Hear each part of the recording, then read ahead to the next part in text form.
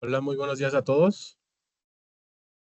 Pues bueno, les agradecemos nuevamente el tiempo y su asistencia a este nuevo webinar, especialmente para ustedes, en conjunto con el licenciado Alejandro Ponce Rivera y Chávez, que siempre está acompañándonos en este tipo de actividades.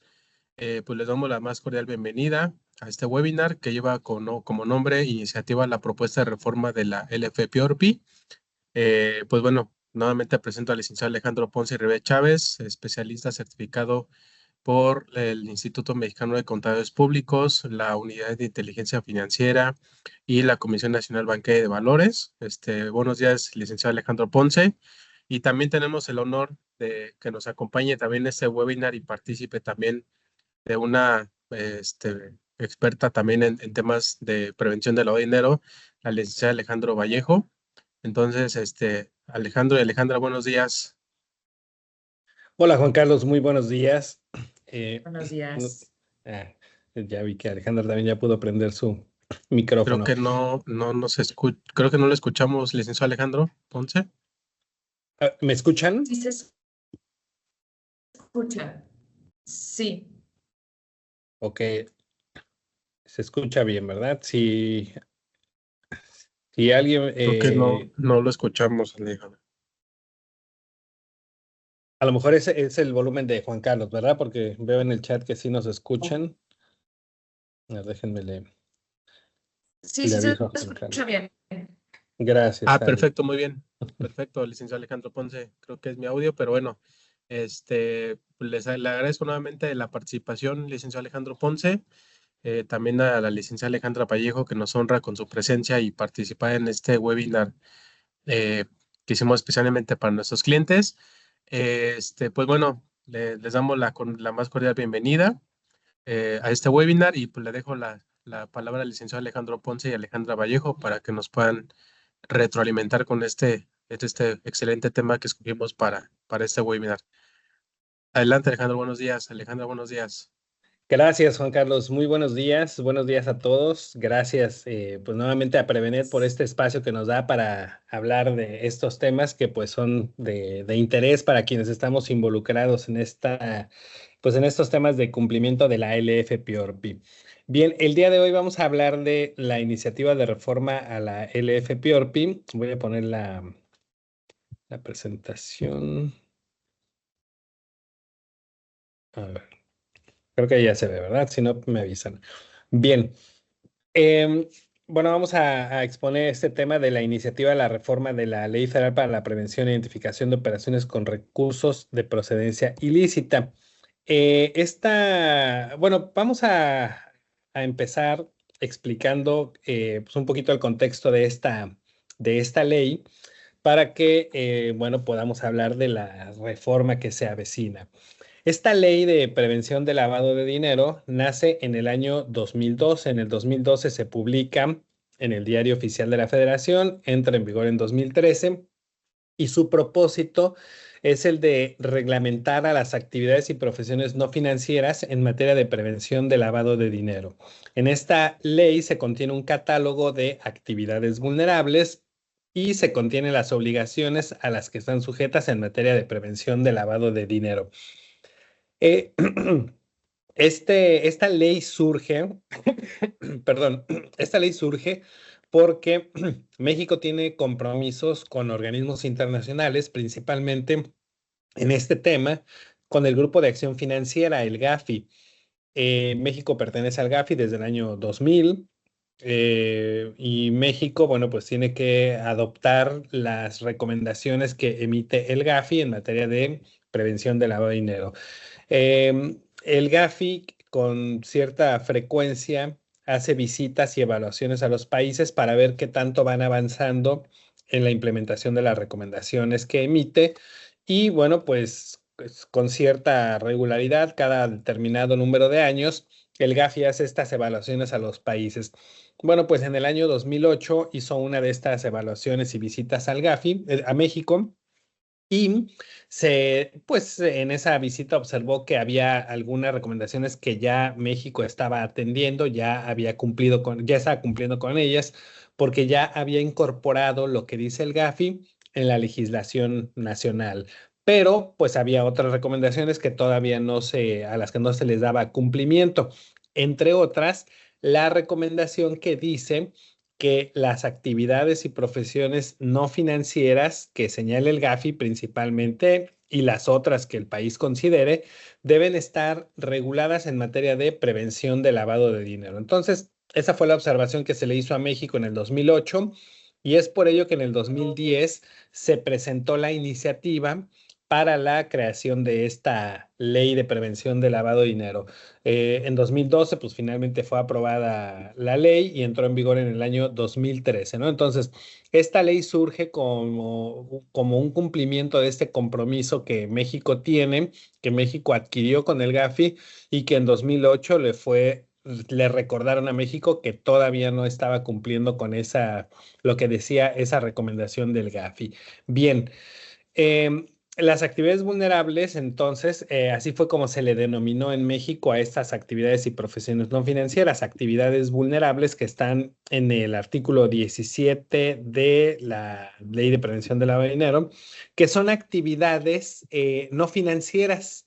Son actividades no financieras porque, bueno, estas se incorporan al régimen de prevención de lavado de dinero, desde luego cuando entra en vigor esta ley. Y en este régimen de prevención de lavado de dinero, las entidades financieras ya estaban incorporadas desde el año 2004. En el año 2004, todas las entidades financieras, bancos, casas de bolsa, todas las entidades financieras ya a partir de ese año ya estaban en un régimen de prevención de lavado de dinero, ya tenían obligaciones en materia de prevención de lavado de dinero. Ya identificaban a sus clientes, llevaban registros de las operaciones que realizaban sus clientes, presentaban reportes de determinadas operaciones, etcétera, ¿no?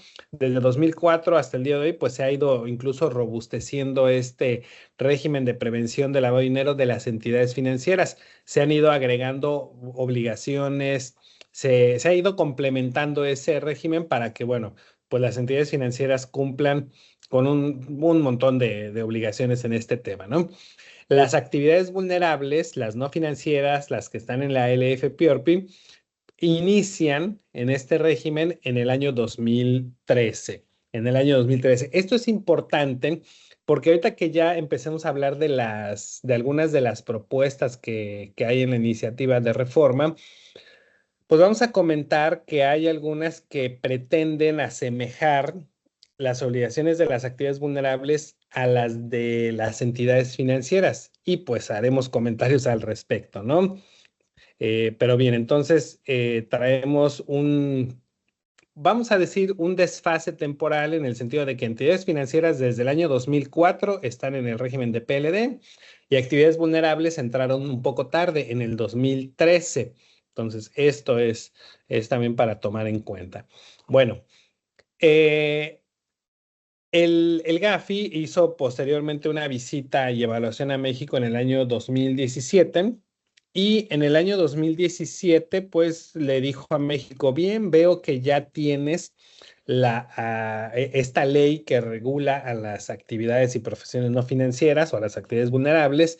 Entonces, bueno, pues ya avanzaste en el cumplimiento de las recomendaciones. Sin embargo, hay algunos puntos, algunas cuestiones que todavía no están cumplimentados de manera total. Entonces hizo esa observación, ¿no? Has avanzado, pero todavía te falta un poco. Entonces, con base en eso, pues ya incluso desde el año 2018, 19, se empezaron a presentar algunas iniciativas para reformar esta ley en el sentido de pues cumplimentar lo que decían las recomendaciones y lo que señaló el Gafi que todavía no estaba cumplido totalmente. Se vinieron presentando algunas iniciativas aisladas, algunas tocaban algunos temas, otras tocaban otros temas y hace 2 años en el Senado se elaboró un anteproyecto de dictamen de la reforma a la LFPORPI. Sin embargo, bueno, pues quedó ahí congelada, no se dictaminó, no se aprobó y pues ahí quedó, ¿no? Lo que ocurrió hace unos días fue que el 31 de octubre de 2024, el senador Javier Corral presentó ante el Senado una iniciativa con proyecto de decreto por el que se reforman, adicionan y derogan diversas disposiciones de la LFPORPI. En esta iniciativa, incluso pues al principio en la exposición de motivos, se señala que esta iniciativa que él presenta recoge todas esas iniciativas que se habían presentado en la legislatura anterior. Entonces, esta es pues una recopilación. Hubo ahí una ligera depuración de algunas cosas que se habían propuesto y que pues no son convenientes, pero entonces esta iniciativa pues ya agrupa todo lo que se había propuesto en los años anteriores y que no había pasado. Incluso en la exposición de motivos de esta iniciativa se señala que el tema de las visitas y evaluaciones del GAFI, el próximo año, en el 2025 o en el 2026, Ale, viene la siguiente evaluación a México, ¿no? 2026. Ujú. Entonces, desde 2018 hasta la actualidad, bueno, eso no significa que no se haga nada o que el GAFI no se fije en lo que estamos haciendo. Hay un trabajo continuo, un trabajo permanente y bueno, pues se tienen que ir dando pasos para que cuando venga la siguiente visita en 2026, pues ya podamos mostrar o México como país pueda mostrar avances en la implementación de las recomendaciones. Y en la exposición de motivos de esta iniciativa se señala que pues es con ese objetivo, ¿no? Con el objetivo de cumplir con las observaciones que le ha hecho Gafi al país. Por eso es que nuevamente se presenta esta iniciativa y por eso tenemos ahora sí, bueno, desde 2018-19 que se fueron presentando las iniciativas anteriores, pues decíamos que en algún momento se iban a aprobar, ¿no? No pensábamos que quedaran en el olvido o quedaran ahí congeladas como pasó, pero ahorita, como ya se aproxima la evaluación del GAFI, pues ya hay cierta presión para que esta reforma ahora sí pase, ¿no? Además, bueno, por algo la vuelven a presentar, por algo la elaboran de esta forma. Aquí, bueno, lo que sí quisiéramos señalar es que aunque esta iniciativa la presenta pues un senador, el senador Javier Corral, pues no es una reforma que sea una creación de él, ¿no? Él mismo lo dice en la exposición de motivos. Aquí se está recogiendo diversas iniciativas que ya se habían presentado con anterioridad, pero además estas modificaciones que se sugieren, pues es porque el GAFI así lo señala en sus recomendaciones, ¿no?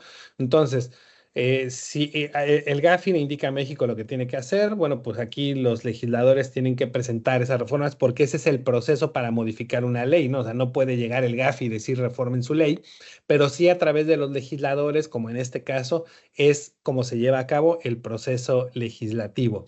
Bueno, entonces ahora sí, pues hay cierta presión, cierta premura por aprobar esta reforma.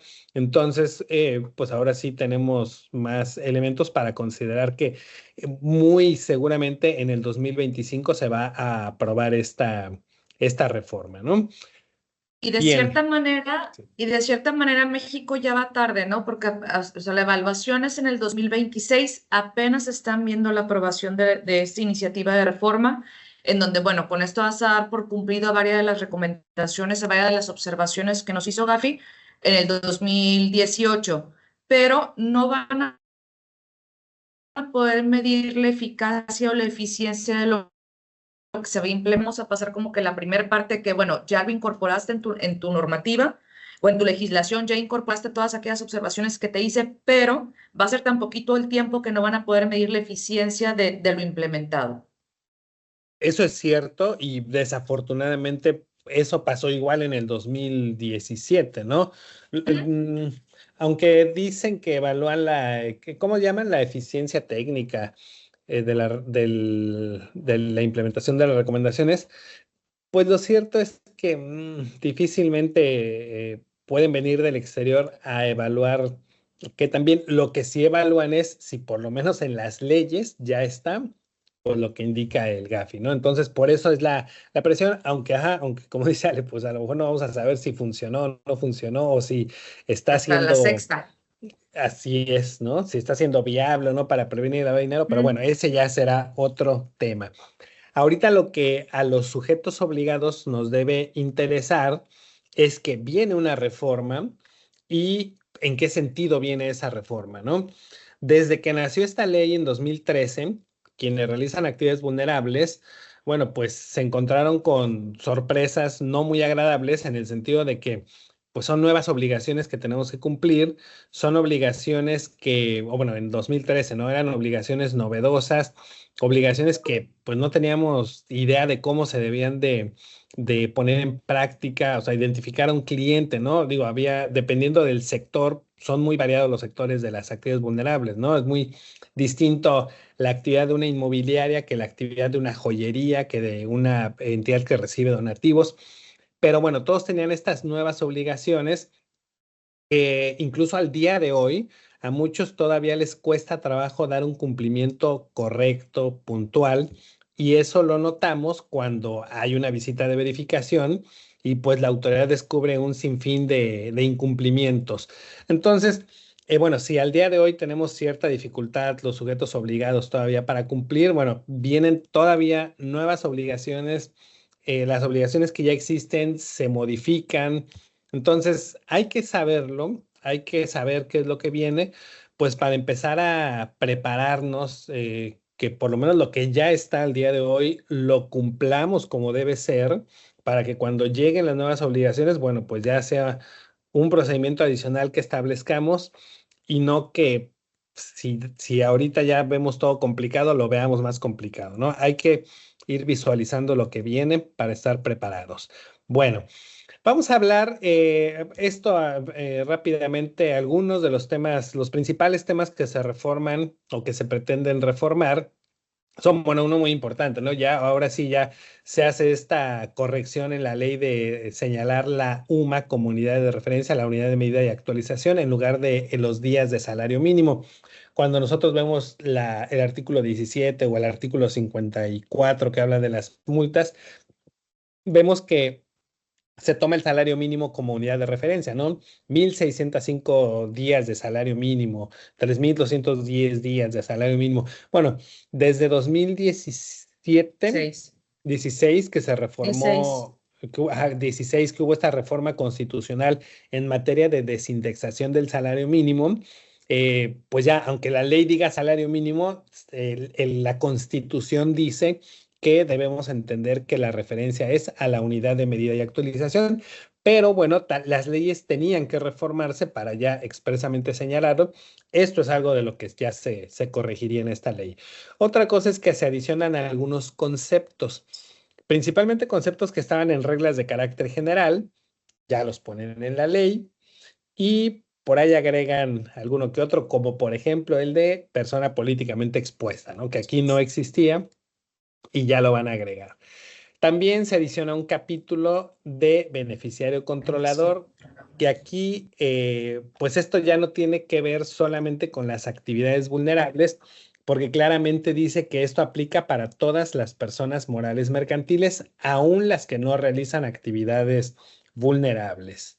Y bueno, es como lo más importante, ¿no? Por ahí hay algunos temas de facultades de las autoridades, pero bueno, eso la verdad es que no nos impacta a quienes realizamos actividades vulnerables.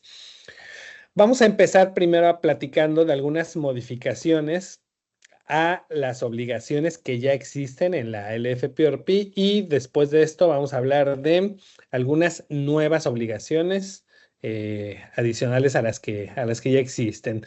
Desde luego, bueno, pues el tiempo es breve para esta exposición, por lo que, bueno, no podemos entrar tanto en detalle, pero sí queremos, comunicar algunos puntos importantes. Bien, estas son las obligaciones que ya tenemos ahorita en el artículo 18. Y vamos a hacer algunos comentarios de qué es lo que se modifica relativo a estas obligaciones. Ya sabemos que la primera obligación es la de identificar a los clientes. Sí, pues ahorita la ley lo señala de una forma sumamente sencilla. Identificar a los clientes, recabar copia de la documentación. Bueno, pues ahora hay una modificación, o se pretende que haya una modificación que dice que hay que conocer de manera directa a las personas. Esto, bueno, pues es un poquito como que no muy preciso, ¿no? ¿A qué se refiere con conocer directamente a las personas? Mencionábamos que las entidades financieras ya tienen este régimen desde 2004 y que se ha ido modificando. Por ejemplo, las entidades financieras tienen una política de identificación del cliente y una política de conocimiento del cliente. Son cosas distintas. Identificar es, entre otras cosas, pedirle documentos para identificarlo, su identificación y algunos otros documentos, ¿no? Conocer al cliente se refiere a, entre otras cosas, saber a qué se dedica, saber cuál es el origen de sus recursos, saber cuál es el propósito de la operación que está realizando, entre otras cosas, ¿no? Aquí ponen conocer directamente, de manera directa a las personas, a los clientes, ¿no? Yo creo que pretenden, o la intención era como incorporar esto del conocimiento del cliente, pero pues creo que no está quedando muy claro que a eso se refiera, ¿no? También a lo mejor tiene que ver, el día de hoy nosotros podemos llevar a cabo operaciones a través de un tercero que me represente puede llevar a cabo la operación a nombre de mi cliente y yo no tenía la necesidad de conocer a mi cliente de manera directa, simplemente tenía que pedirle documentación y conservarla. A lo mejor va por esta parte, ¿no? O sea, ya mi cliente no basta que actúe a través de un tercero, sino que debo de conocerlo de manera previa antes de que un tercero haga la tramitación por él. Por ahí pudiera venir también. Al final de cuentas, como vamos a estar viendo, varias de las modificaciones no van a quedar claras en la ley. Suponemos que una vez que se apruebe esta reforma y que entre en vigor, en el poco tiempo deben de modificar las reglas de carácter general y en ese momento ya nos va a quedar un poquito más claro a qué se refiere cada modificación o hasta dónde va a ser el alcance de cada una de las modificaciones. Así es. Esa sería entonces la primera obligación en la que encontraríamos alguna modificación. Otra obligación que existe actualmente y que va a haber cambios es la relativa a solicitar información acerca del conocimiento de la existencia del dueño beneficiario.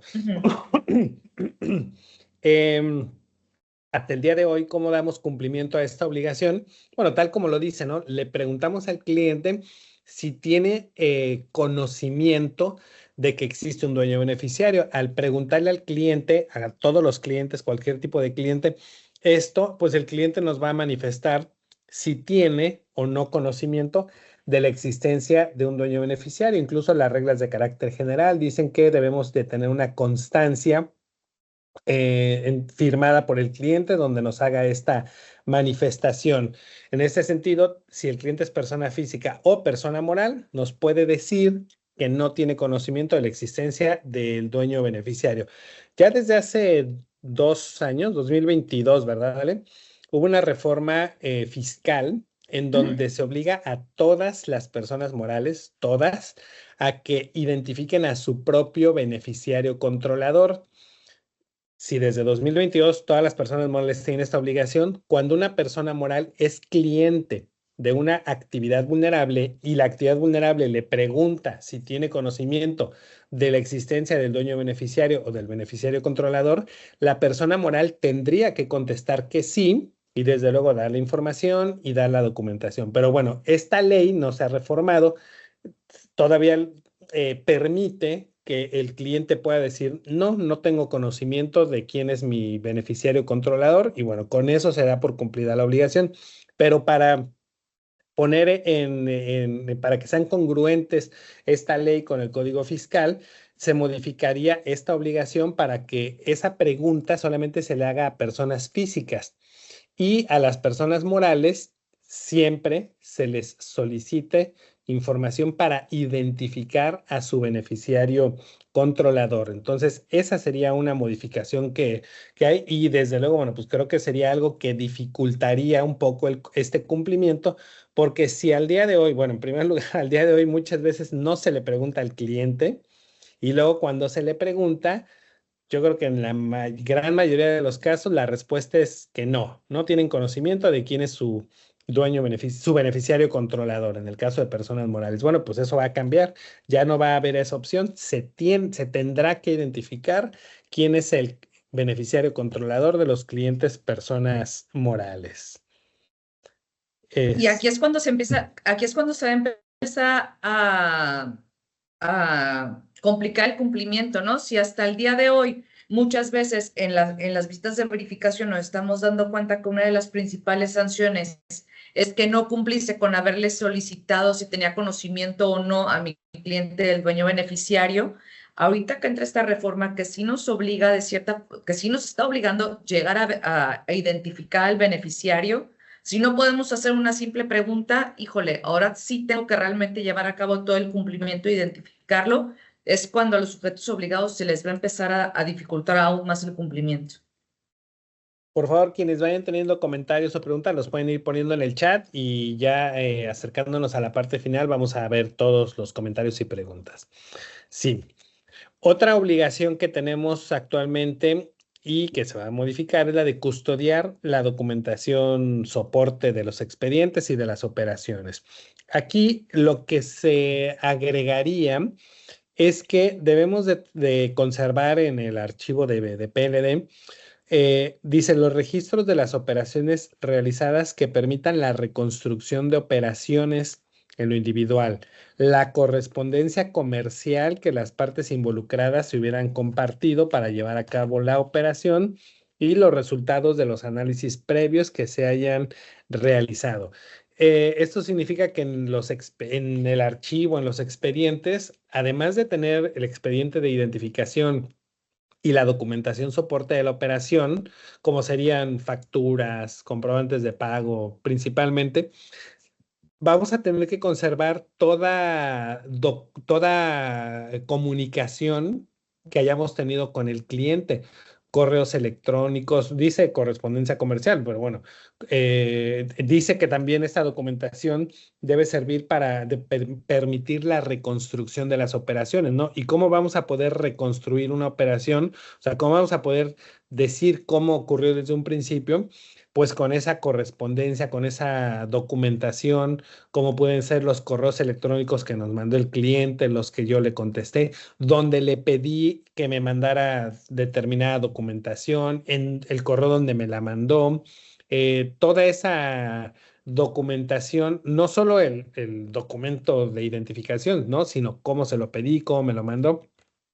Eso es lo que pues se pretende incorporar, ¿no? Entonces, nuevamente, esto va a complicar el cumplimiento de esta obligación porque igual muchas veces pues apenas se tiene la identificación del cliente ahí con una captura de pantalla un poco mal tomada y es lo que tenemos en el expediente, ¿no? Bueno, pues ahora eso no va a ser suficiente para dar cumplimiento a esta obligación.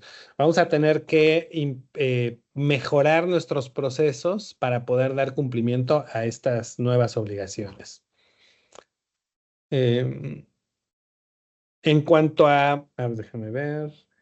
No, esta de brindar facilidades para las visitas de verificación, en apariencia, bueno, si nosotros vemos en el proyecto de reforma que ustedes lo pueden descargar en la Gaceta del Senado en la página de internet, bueno, vemos que ahí esta fracción, artículo 18, fracción quinto, tiene una reforma, pero más bien ahí hay como un error porque la modificación que está en esta fracción se refiere a una nueva obligación que ahorita en la siguiente lámina vamos a comentar. Bueno, en el tema de avisos hay reformas. La principal es que ahorita pues la ley nos dice que debemos presentar avisos y nada más, ¿no? Cuando vemos las reglas de carácter general, ahí vemos que debemos presentar informes sin operaciones, que debemos presentar avisos en 24 horas. Bueno, eso que está en las reglas de carácter general es lo que se pretende traer a la ley. En la ley ya se van a poner los informes sin operaciones, en la ley se van a poner estos avisos en 24 horas.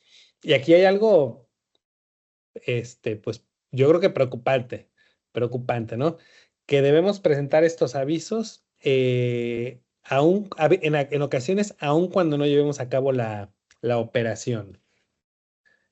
Eh, Los avisos de 24 horas los presentamos cuando hay un indicador de riesgo, cuando hay algún hecho, alguna situación, algún indicio que conocemos como alerta y que es un indicador de que en esa operación hay un mayor riesgo, una mayor probabilidad de que el dinero pudiera ser ilícito, el dinero con el que me paga el cliente.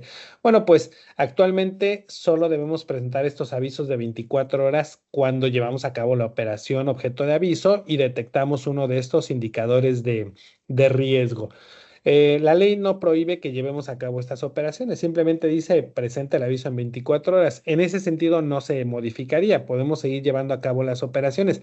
Lo que sí nos dice la normativa es que aun cuando al final no se lleve a cabo la operación, debemos presentar el aviso. Y esto pues pudiera ocurrir porque a lo mejor cuando vemos una de estas operaciones, pues a lo mejor el mismo sujeto obligado no la quiere llevar a cabo por temor. Y un temor pues un poco infundado porque la verdad es que en nada lo afecta a él si cumple con las obligaciones, ¿no? Pero a lo mejor por cierto temor decidiera no llevar a cabo la operación. Bueno, pues la ley va a decir que aunque no la lleves a cabo, tienes que reportar, presentar el aviso. O a veces, en este tipo de operaciones en las que hay un mayor riesgo, pudiéramos solicitar mayor información, mayor documentación al cliente y probablemente el mismo cliente al final diga, ¿sabes qué? Mejor ya no quiero llevar a cabo la operación. Voy a ir a buscar a alguien que no me ponga tantos requisitos. Bueno, pues en ese caso vamos a tener que presentar el aviso en 24 horas. Bien. Vamos a ver ahora algunas nuevas obligaciones. Aquí tenemos más de las que se modifican son las nuevas obligaciones. Bueno, se pone como obligación de ley, que esto ya está en las reglas de carácter general. Bueno, ahora ya va a estar en la ley que es obligación realizar el alta en el portal, el registro, modificar, actualizar los datos en el portal o bien realizar la baja cuando ya no llevemos a cabo actividades vulnerables. Esto ya va a estar en ley. Ahorita las reglas de carácter general señalan que estos movimientos los debemos hacer en un plazo de 6 días. Si hoy hay alguna modificación en mi información que subí al darme de alta en el portal, tengo 6 días para ingresar al portal y hacer esa modificación o actualización. Bueno, pero si no lo hago en esos 6 días y lo hago en 10 días o 3 meses después, pues no hay una consecuencia. Pero cuando esto ya esté como una obligación de ley, si no cumplo en esos plazos, podrá haber una sanción. Esta obligación nueva también, Ale, ¿la quieres comentar? Ay, si me das la que no me gusta. Ahora los sujetos obligados deben de contar o deberán de llevar a cabo una evaluación respecto del riesgo que están llevando a cabo dependiendo del giro que estén haciendo, ¿no? Tendrán que evaluar si la actividad que están llevando a cabo se considera de alto riesgo, ¿no? Bueno, bajo o alto riesgo. Entonces, cada sujeto obligado tendrá la obligación de llevar a cabo esta evaluación para determinar en dónde está posicionado, porque de aquí se van a derivar obligaciones adicionales, ¿no?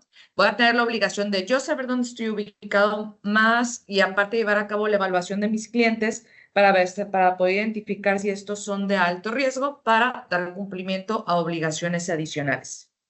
El riesgo es la probabilidad de que el cliente utilice recursos de procedencia ilícita y esta probabilidad pues siempre existe en mayor o menor medida y pues hay ciertos elementos que nos pueden indicar si existe una mayor o menor probabilidad, ¿no? Finalmente, bueno, nunca vamos a saberlo con certeza, pero podemos determinar la mayor o menor probabilidad, ¿no? No es algo tan sencillo, sobre todo en las actividades vulnerables. Esto, por ejemplo, es algo que viene de las entidades financieras. El sector financiero ya desde hace algunos años aplica este enfoque basado en riesgos, hace estas evaluaciones. Incluso creo que desde 2004 que nació la normativa para ellos, las entidades financieras tenían que clasificar a sus clientes con un grado de riesgo, bajo, medio, alto o niveles intermedios. Bueno, se ha ido mejorando toda la reglamentación para las entidades financieras en este tema. Para las actividades vulnerables nos quieren poner esta obligación, pero pues aquí Que no tiene sentido. hay que entender que somos diferentes, entidades financieras y actividades vulnerables, ¿no? O sea, una entidad financiera tiene una relación... Aquí sí, adelante. está muy sencillo. Pero aparte aquí está muy sencillo, o sea, aquí está muy sencillo. Llevas a cabo una operación arriba de determinado umbral, me la... De hecho, es una de las características de esta ley, ¿no? Al poner umbrales, nos quita la carga de tener que hacer ese análisis del riesgo. Porque si la operación supera cierto monto, la reporto. Y reporto, ¿no? Sí, pero al incluir esto, además de que vamos a tener que reportar las operaciones a partir de umbrales, además vamos a tener que hacer este análisis que además no le veo mucha utilidad, ¿no? Porque si nosotros analizamos lo que se pretende reformar, bueno, ¿qué hago si resulta que mi cliente tiene bueno, más bien, ¿qué hago si resulta que mi actividad fue calificada como de alto riesgo? Bueno, pues lo único que dice la normativa entre estas obligaciones adicionales es que si yo al hacer mi evaluación de mi actividad, de mí como sujeto obligado, resulta que tengo un alto riesgo, es decir, que mi actividad pues es más propensa a que los clientes puedan utilizar recursos de procedencia ilícita, bueno, pues voy a tener que tener una auditoría de cumplimiento externa. Y ya, ¿no? Si mis clientes son bueno, hago esta clasificación, este análisis, y tengo clientes que son de alto riesgo, ¿qué hay para ellos? Según darles como un seguimiento intensificado, ¿no? Pero pues finalmente si la operación supera cierto monto la voy a reportar, y si no, no. Entonces es como una... no tiene sentido. Sí, no tiene sentido. No voy a obtener ninguna consecuencia que sea tangible para el régimen de prevención de lavado de dinero. Bueno. Y aparte tenemos indicadores de riesgos muy específicos, entonces no importa quién sea tu cliente, si yo me coloco en una situación de alerta, tengo que presentar el aviso 24 horas. Entonces sí se me hace una carga administrativa innecesaria porque no va a traer nada para fortalecer el régimen, ¿no? Aquí está muy sencillito dar cumplimiento y el estar agregando y agregando y agregando obligaciones que no van a favorecer en absolutamente nada, pues no tiene sentido. Pero bueno, así está. Sí, y ahora pues lo vamos a tener que hacer, ¿no? Dijiste algo importante, ¿no? Fortalecer el régimen. Debemos de ser muy conscientes de en qué consiste el régimen de prevención y al final en lo que consiste es en que yo le pueda dar información a la UIF de las operaciones que realizo, que a la UIF le pueda ser útil para los análisis que hace la UIF, ¿no? O sea, finalmente yo no puedo determinar si alguien lavó o no dinero, yo no puedo impedir que alguien lave o no dinero, o sea, eso no lo puedo hacer. Yo lo que puedo hacer es que a través de este cumplimiento le dé información a la UIF. Pero bueno, haciendo aplicando este enfoque basado en riesgos, no vemos que como resultado de esto le vamos a aportar más y mejor información a la UIF. Eso no se ve, entonces pues nada más va a ser más trabajo, más complejidad para poder cumplir. En fin. Mayor posibilidad de que me multen cuando me revisen. Sí. Otra obligación que, bueno, ya lo encontramos actualmente en las reglas de carácter general y que pretende pasarse a la ley es que la obligación de elaborar y observar un manual de políticas internas de prevención de lavado de dinero. Bueno, pues esto ya lo conocemos porque está en las reglas de carácter general. Ahora ya estará en la ley, será una obligación que esté en ley y, bueno, aquí la verdad es que no hay mayor cambio. Otra obligación nueva en la ley es la de desarrollar procesos para la selección de personal y capacitación. Eh, Aquí dice que vamos a tener que desarrollar procesos para seleccionar al personal, adoptar programas de capacitación anuales dirigidos a quienes integran el órgano de administración o al administrador único, a los órganos directivos, a los encargados de cumplimiento y a los empleados que tengan relación directa con los clientes. Esto, bueno, pues es algo que siempre debimos hacer, ¿no? Siempre se debió hacer, porque si no, no hay forma de cumplir correctamente. Y eso es algo que le falla a muchos sujetos obligados, que quien tiene contacto con el cliente, o sea, quien le va a decir, necesito tu identificación, tu CURP, tu RFC, que me firmes lo del dueño beneficiario, no lo hacen porque no están capacitados, no saben cuál es el propósito de esto, no saben cómo se debe hacer. Bueno, pues ahora, para que lo pudieran hacer, pues era necesaria esta capacitación. Ahora ya lo señalarán como obligación de ley, ¿no? Que sí haya esta capacitación. Aquí creo que el reto va a ser que no lo hagamos para, pues nada más cumplir con el requisito, ¿no? Ay, a ver, ya, dales un curso de 2 horas y ya con eso cumplimos con lo que nos dice la ley, ¿no? No. La capacitación tiene que ser para que realmente entiendan y aprendan y conozcan lo que tienen que hacer y que eso se vea reflejado en el nivel de cumplimiento, que cuando veamos un expediente de identificación, pues esté integrado a la perfección. ¿Por qué? Porque ya capacitamos al personal, ¿no? Que cuando veamos pues toda la documentación, o sea, los documentos de registro y control estén bien elaborados, bien claros, que estén siempre al día, como resultado de que hay una capacitación y cada quien hace lo que le corresponde, ¿no? Entonces, más allá de que esté sea una obligación adicional, bueno, esto sí es importante que lo hagamos. Yo creo Muy que bien. yo creo que es de las pocas obligaciones que todos estamos de acuerdo que sí era necesario, ¿no?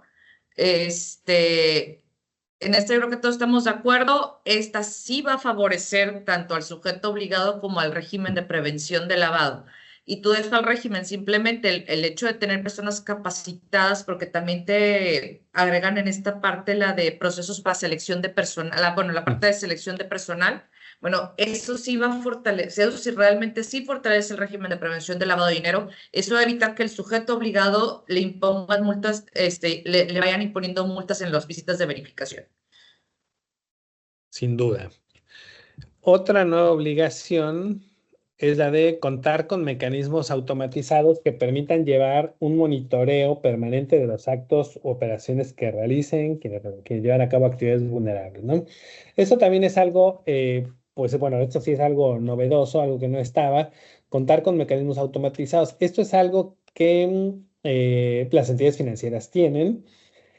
Y aquí pues pretende también incorporarse esta obligación, pero nuevamente pues habrá casos en los que será útil y casos en los que no. Por ejemplo, una de las cosas que se menciona aquí es para darle seguimiento a las operaciones. Para eso sin duda es pues conveniente, importante tener un mecanismo automatizado que nos permite ir llevando este seguimiento y acumulación de operaciones en periodos de 6 meses, como lo marca la normativa ya desde 2013, ¿no? Pero, por ejemplo, también señala que este mecanismo tiene que ver, si no me equivoco, Ale, con lo del perfil transaccional del cliente. Transaccional. Sí, Sí. ¿verdad? Entonces, aquí ya nos introducen este concepto que es el de perfil transaccional del cliente, en donde, híjole, pues también hay que entender la diferencia entre las entidades financieras y las actividades vulnerables, ¿no? Cuando es una entidad financiera, somos el cliente de la entidad financiera, o sea, vamos a tener la relación comercial entre cliente y entidad financiera durante, pues probablemente muchos años, ¿no? La En entidad estos financiera. términos siempre hay una relación de negocios en las entidades financieras, ¿no? Y aquí en las actividades vulnerables son muy pocas las actividades vulnerables en donde establece una relación de negocios donde realmente sí le puedes o sí tiene sentido estar monitoreando las operaciones, tanto poder hacer un perfil transaccional de él, como el poder establecer y monitorear las operaciones que llevo de manera cotidiana con él. Aquí vendo un carro y el pelado capaz que no se me vuelve a presentar hasta dentro de 5 años que me viene a comprar otro, ¿no? Entonces, ¿qué sentido tiene? Sí, y en todas las actividades, ¿no? Por ejemplo, en la joyería, La imagínate, o sea, mayoría. una persona que va a una joyería y compra algo, pues a lo mejor regresa y a lo mejor no, y a lo mejor en un año o a lo mejor en 10 años. Entonces, establecer un perfil transaccional. Ahora, ¿cuál sería el perfil transaccional en la mayoría de los casos? Bueno, pues el cliente vino una vez y ya, ¿no? Y para eso necesitas un mecanismo automatizado, es algo como que está excesivo, ¿no? Para lo que se pretende. Pocos casos serán Esperemos, aquellos donde sí hay clientes frecuentes. sí, esperemos que cuando publiquen las reglas de carácter general sí haga cierta distinción, ¿no? No sé, por el volumen de operaciones o por el tipo de actividad, sí esperemos que las reglas vengan un poquito más claras y bueno, sí hagan como una ramificación. Bueno, estos van a cumplir de cierta forma así, así, así, y estos a lo mejor con un mecanismo más sencillo. Es lo que esperamos. Falta ver qué sale. Sí, ojalá sea así.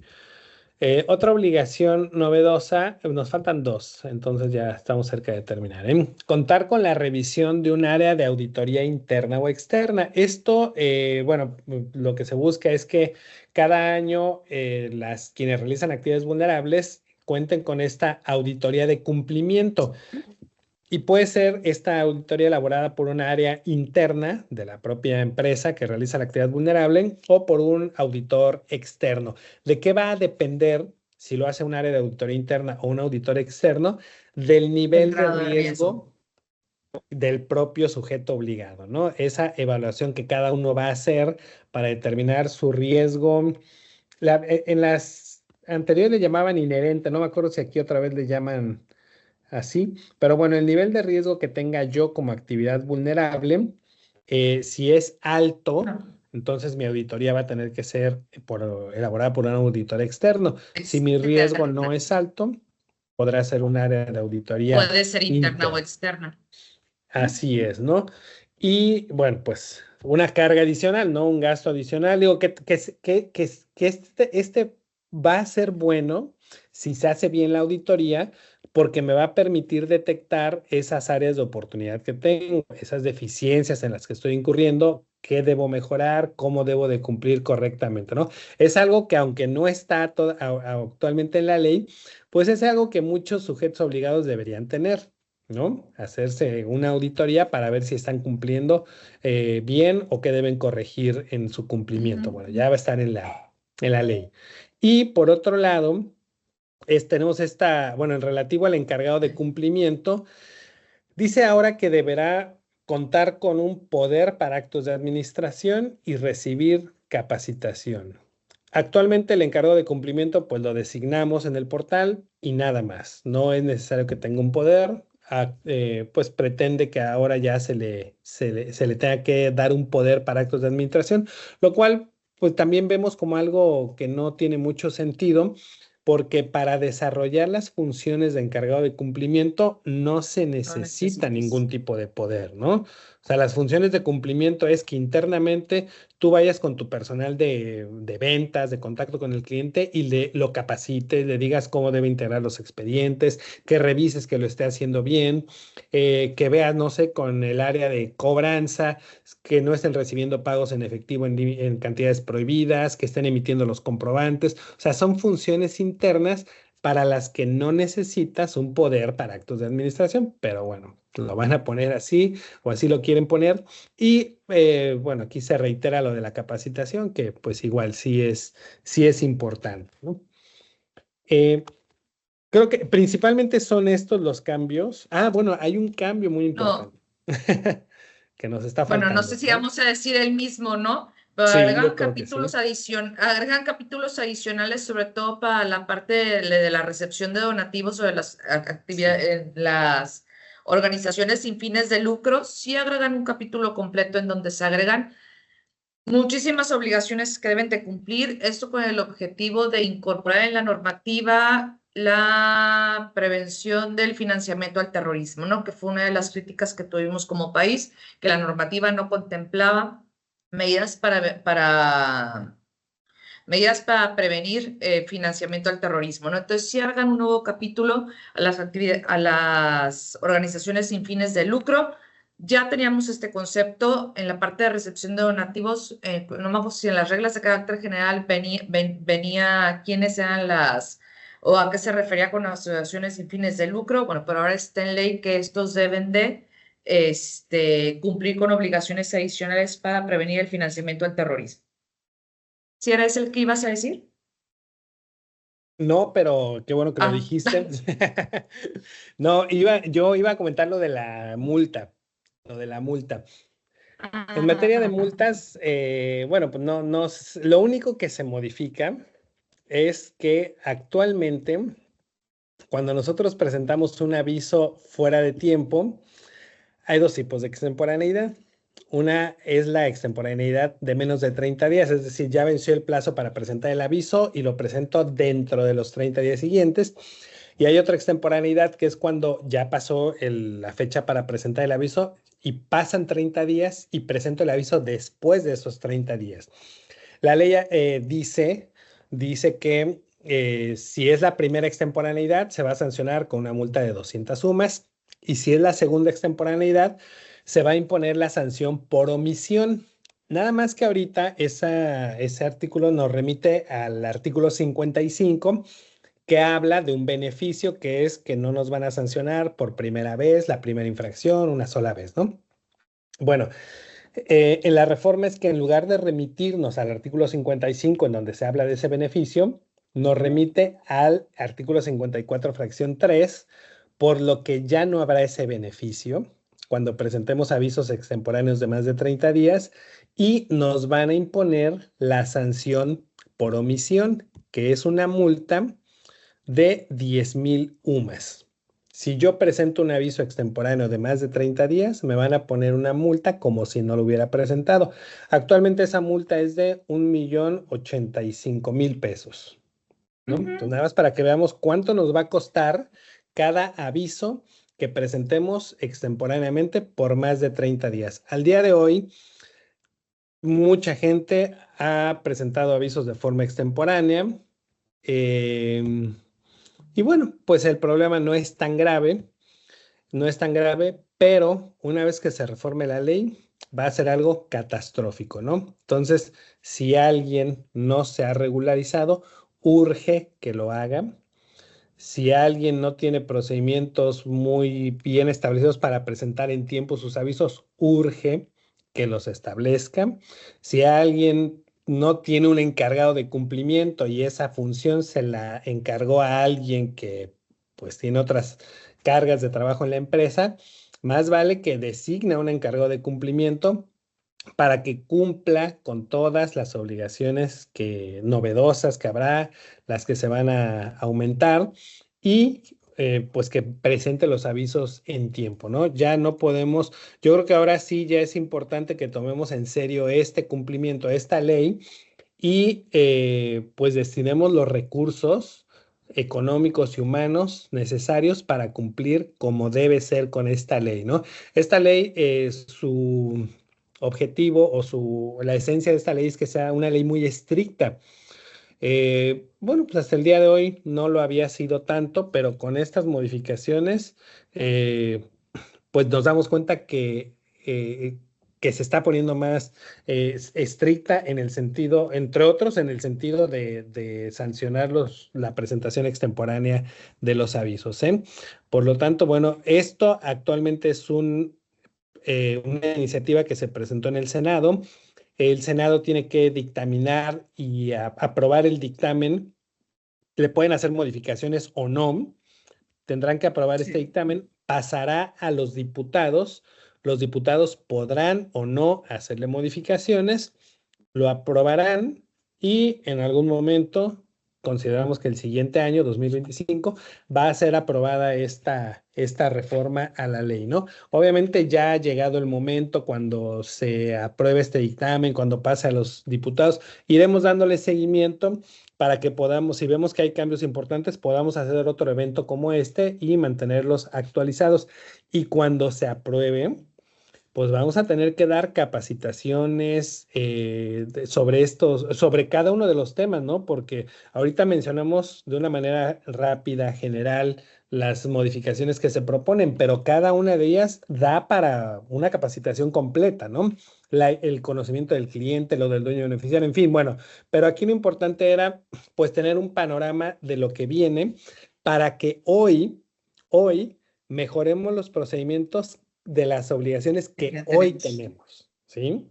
Cuando yo ya llegue a un cumplimiento adecuado, bueno, pues podré estar preparado para lo que viene. Entonces, esa era la intención de compartir este tema con ustedes.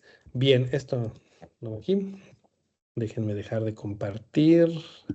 Y Juan Carlos, no sé si quieres comentarnos algo de la herramienta de Prevenet, de la importancia y de la utilidad que tiene pues para auxiliar a los sujetos obligados en el cumplimiento. Y vamos después con las preguntas que hay en el chat. Sí, muchas gracias, Alejandro. Buenos días. Sí, pues mira, son nosotros, como muchos nos han preguntado por el chat, pues nosotros somos Prevenet. Algunos ya nos conocen, somos un sistema de prevención automatizado para el tema de prevención del lavado de dinero. Pues bueno, contamos ya con experiencia de clientes que los hemos apoyado en regulaciones, actualización de avisos, expediente electrónico, la generación masiva de los XML. Nuestro sistema, pues bueno, nos resguarda la información por 5 años, como lo solicita la autoridad para una revisión de información. Tenemos el expediente electrónico, donde se puede resguardar también toda la documentación de cada cliente, la generación de operaciones, generación de los XML masivos. Y nosotros, pues somos un sistema en la nube 100%. Esto da ventajas de que no necesariamente tenemos que estar en la oficina, podemos estar en cualquier sitio, con cualquier dispositivo con conexión a internet, y eso es suficiente para que podamos, o el usuario pueda trabajar o seguir colaborando con el equipo de trabajo. Somos un sistema automatizado, toda la información está en el sistema y pues bueno, es un sistema también multiusuario, es un sistema multiempresa. Entonces básicamente los beneficios de Prevenet son muy amplios. Si nos dan la oportunidad de poder agendar o programar una reunión, si existe algún interés de conocer nuestra plataforma, por el chat nos pueden poner sus datos de contacto y con mucho gusto nosotros nos pondremos en contacto el área comercial para poder agendar una reunión y detallar un poco más el tema de Prevenet como sistema de automatización de avisos en prevención del lavado de dinero. Alejandro. Gracias, Juan Carlos. Y bueno, pues esta reforma también será un reto para Prevenet porque obviamente tendrá que incorporar nuevos procesos, nuevas funciones y bueno, pues seguir estando siendo útil para quienes realizan actividades vulnerables, ¿no? Así que sí, todos tenemos retos. Y como beneficio, Alejandro, también para que sepan los clientes, pues nosotros somos un sistema que se está innovando frecuentemente, estamos haciendo cambios. Si hay cambios en la ley, como en este caso, pues tenemos que ajustarnos a toda la parte normativa.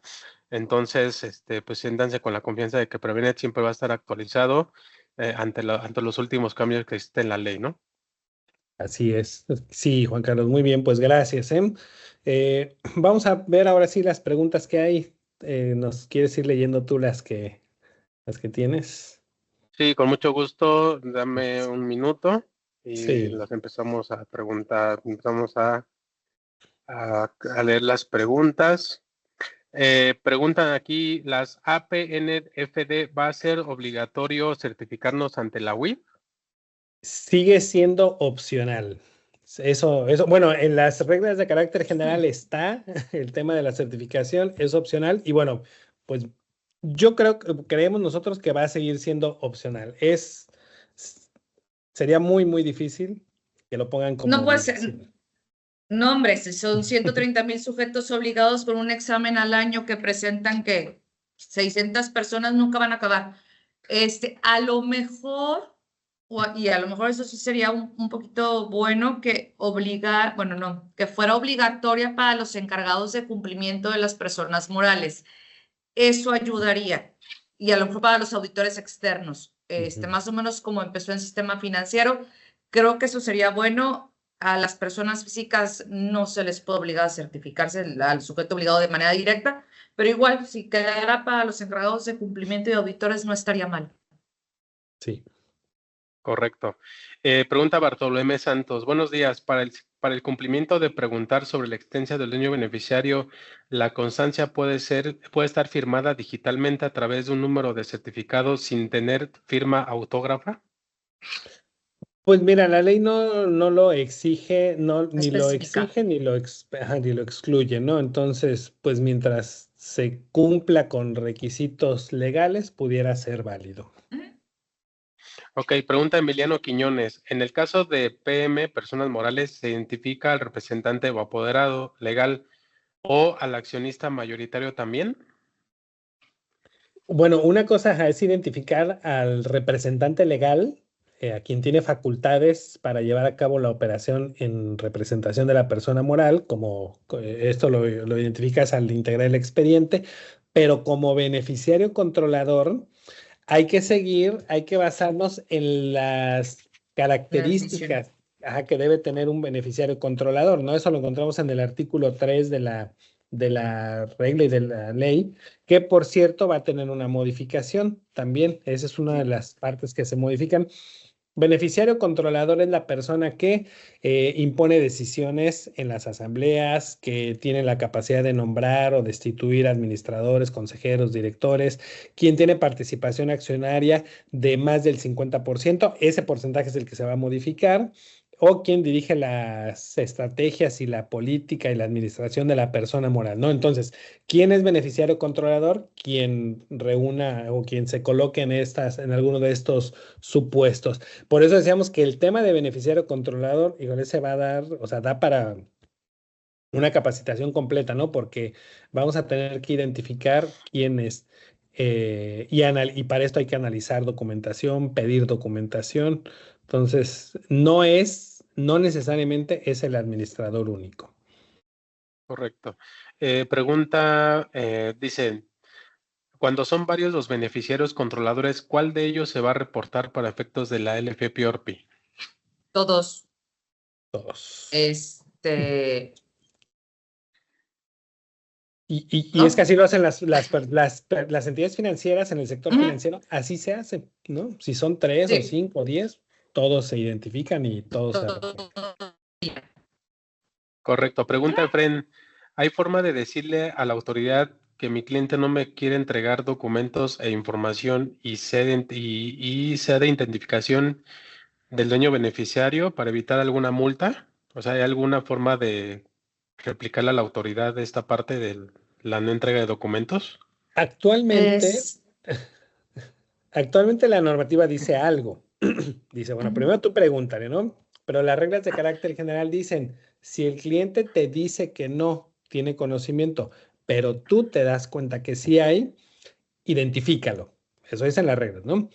Por otra parte, hay una alerta que dice que cuando traten de ocultar la identidad del beneficiario controlador o del dueño beneficiario, pues es un indicador de riesgo y presentes el aviso en 24 horas señalando esa alerta. Eso es lo que tenemos ahorita. Bueno, pero también te dice que si no obtienes toda la información, no lleves a cabo la operación, ¿no? Entonces, a lo mejor si no me quiere dar la información, no debiera llevar a cabo la operación porque si no tengo toda la documentación no la puedo llevar a cabo. Y en el caso que ellos me digan que no tienen conocimiento y yo veo que sí, de cierta forma lo puedo identificar por alguna otra documentación que tenga, ahí sí presentar la alerta, ¿no? Sí.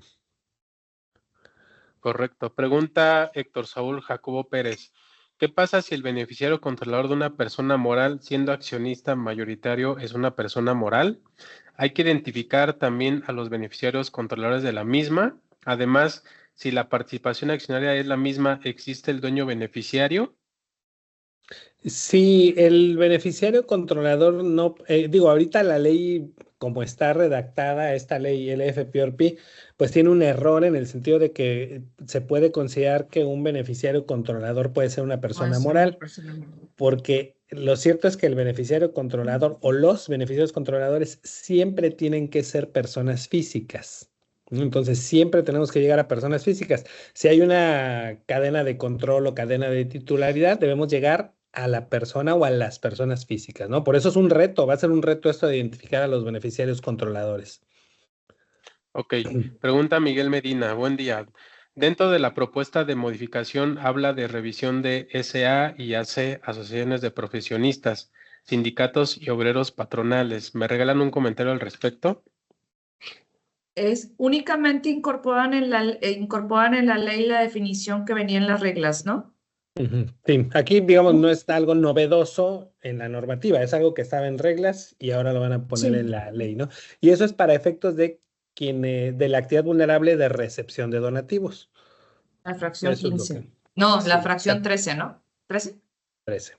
13. 13 creo. Sí. Correcto. Pregunta Lorena Farfán Lira. Si mi cliente se considera, Dejé de escuchar. Si mi cliente se considera. No se escuchó. perdón, si mi cliente se considera, ¿ahí me escuchan? Sí, sí, sí, sí. Sí. Ok, si mi cliente se considera de alto riesgo, entonces se presenta aviso de 24 horas. Pregunta Lorena No por, Farfán. no por el simple hecho de ser cliente de alto riesgo. Si mi cliente se coloca en alguna de las situaciones de alerta que vienen en las guías, es cuando presentamos la alerta de 24 horas. Correcto, muy bien. Pregunta Xochitl Santander. Si son personas físicas, también tienen que capacitar a quien en materia de PLD y procesos de selección, si solo es una persona física. Es como una de las deficiencias que pudiera tener esta reforma, ¿no? Porque sí, o sea, aunque sea persona física, bueno, creo que no Se habla de especifica. empleados, ¿no? Ajá. Entonces, sí, no importa si somos persona física o persona moral, si tenemos empleados que son los Empleados, que tienen el contacto con el cliente, sí les sí. aplicaría esta capacitación.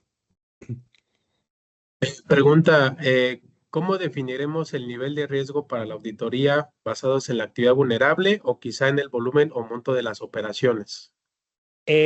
Algo que se toma en cuenta o que se debe tomar en cuenta para esta evaluación de riesgos es el tipo de productos que tenemos, que en este caso sería el tipo de actividad vulnerable con todas sus características, el tipo de Posición clientes que geográfica. tenemos, el tipo de Sí. clientes que tenemos, personas físicas, morales, etcétera, incluso considerando la edad, la actividad, la ocupación, todas las características Sí. del cliente que tenemos, la zona geográfica en la que estamos nosotros y en la que está nuestro cliente y le llaman los canales de distribución, ¿no?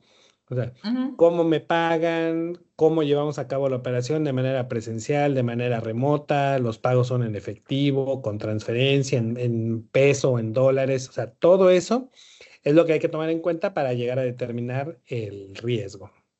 Eso junto Correcto. con la Evaluación Nacional de Riesgos, ¿no?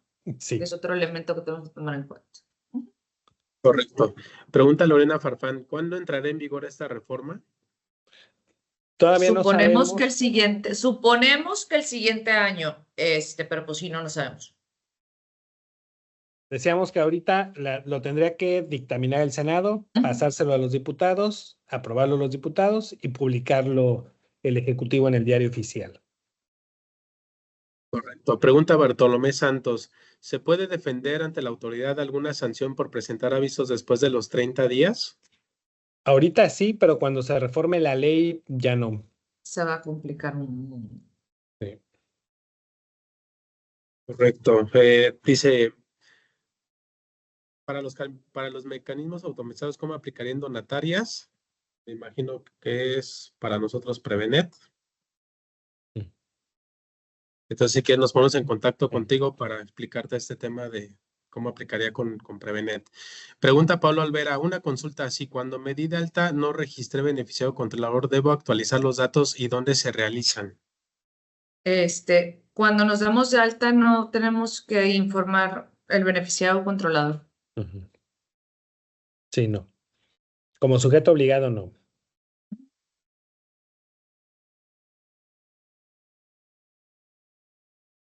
Preguntan, en un fideicomiso, ¿quién es el sujeto obligado a reportar? ¿El fiduciario o el propio fideicomiso cuando éste tiene por objeto una actividad vulnerable o en su caso ambos en diferentes niveles?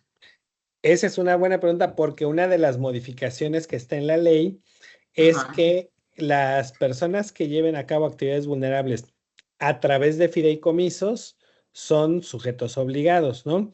Esto porque al día de hoy, bueno, pues como una laguna de la ley, se ha pensado que los fideicomisos no están obligados a esta ley, cuando pues, lo cierto es que si llevan a cabo una actividad vulnerable, pues sí están obligados, ¿no? Porque esta ley habla de actividades vulnerables y de sujetos obligados que son quienes la realizan y no dice que solamente sean personas físicas y morales. O sea, si un fideicomiso realiza actividades vulnerables, pues también está obligado a cumplir con esta ley, ¿no? Pero algo que se aclara o que se va a aclarar con la reforma es que cuando se lleva a cabo una actividad vulnerable a través de un fideicomiso, existe la obligación de cumplir, ¿no? Y quien en la reforma dice que serán las personas que a través del fideicomiso lleven a cabo la actividad vulnerable. Pudieran ser los fideicomitentes, pero la ley dice que, que en determinado caso podría ser la fiduciaria la que esté obligada, ¿no? Entonces, está contemplado ese tema también. Perfecto, licenciado Comprense y licenciada Alejandra Vallejo, pues son todas las preguntas que nos hicieron en el chat. Sí, si me permite nada más, vi que hay una que dice, pero ¿cómo se va a enterar la autoridad de que estamos cumpliendo? A menos que usen Mystery Shopper para revisar los procesos. Bueno, ¿cómo lo va a revisar la autoridad? A través de visitas de verificación, ¿no? También la autoridad tendrá que capacitarse, mejorar sus procesos de revisión para poder detectar que si estamos cumpliendo o no pues con lo que ya está y con lo que se va a incorporar, ¿no? Pero bueno, la autoridad tiene facultades para verificar, para comprobar si estamos cumpliendo con todo lo que dice la normativa. Sí, era eso, Juan Carlos, gracias. Ok, sí, gracias. Creo que llegó otra pregunta. Creo Sí. que nos falta poner, bueno, digo, ahorita ponemos los datos de contacto en la pantalla también para quien se haya quedado con alguna duda más específica pueda contactarnos directamente, ¿no? Pero adelante con la que tenías, Juan Sí, Carlos. la última es Bartolomé Santos dice, ¿seguirán practicando visitas sobre lo avisado o sobre todas las operaciones efectuadas? Pues, a ver, Ale. De las visitas de verificación, Sí. Sí. van a seguir, las visitas de verificación están creciendo últimamente porque viene Gafi a revisarnos. Entonces, las visitas de verificación van a seguir creciendo. Hay cuestiones específicas por las cuales están revisando ahorita los sujetos obligados, que es prácticamente presentación extemporánea de avisos, pero pues al final de cuentas van a estar revisando todos los giros en todo momento y cada vez va a haber más visitas de verificación. Sí, la autoridad, lo que hemos visto es que ha evolucionado la autoridad en estos 2 últimos años, ha ido pues siendo más precisa en sus procesos de verificación, se ha ampliado, incluso nos ha tocado ver visitas en donde solamente revisaban avisos extemporáneos. Bueno, eso era hace un año, ahorita ya están revisando expedientes.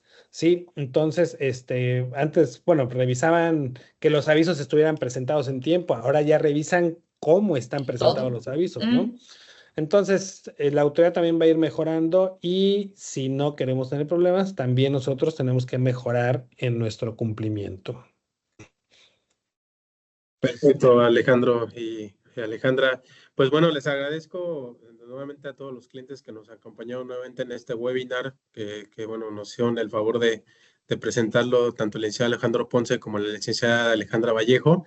En esta última slide están viendo los datos de contacto del licenciado Alejandro Ponce y Ribé Chávez, por si quieren hacerle algunas preguntas ya más específicas sobre el tema del webinar de hoy o otros temas de prevención del lavado de dinero. Del lado izquierdo de su pantalla tienen sus datos de contacto para que puedan formular las preguntas dependiendo del tema que quieran consultar con el licenciado.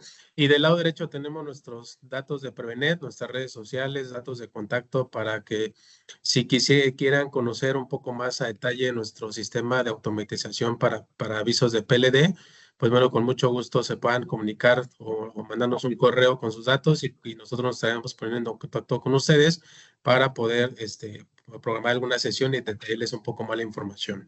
Entonces, les dejamos los datos para que los puedan apuntar y con mucho gusto esperamos sus comentarios o preguntas. Y pues me Le agradezco nuevamente al licenciado Alejandro Ponce, otro webinar exitoso con gran información. Y también al licenciado Alejandro Vallejo por su colaboración en este webinar, expertos los dos en temas de prevención del lavado de dinero. Les agradecemos nuevamente su atención. Esperen el siguiente webinar a través de redes sociales y el registro de invitación por el correo electrónico. Que tengan buen día y pues les agradezco nuevamente al licenciado Alejandro Ponce y al licenciado Alejandro Vallejo por su Muchas gracias, Juan análisis y su Carlos. conocimiento. Gracias, Juan Carlos. Muy Gracias a bien. todos los que nos acompañaron. Gracias, Ale, por haberte unido a este webinar. Nos vemos en el siguiente. Gracias a todos.